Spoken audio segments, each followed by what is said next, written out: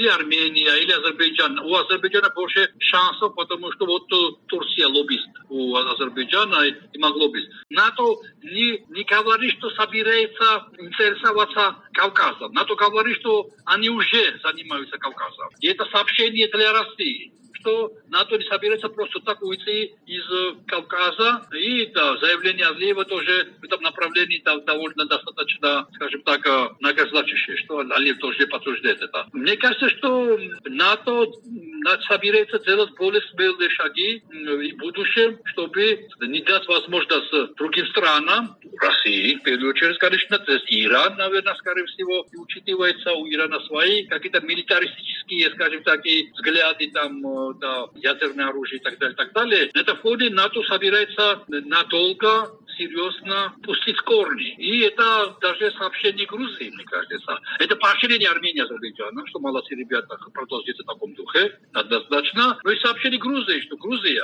не питается какими-то иллюзиями, не питается какими-то попытками со стороны России увлечь себе какие-то непонятные игры.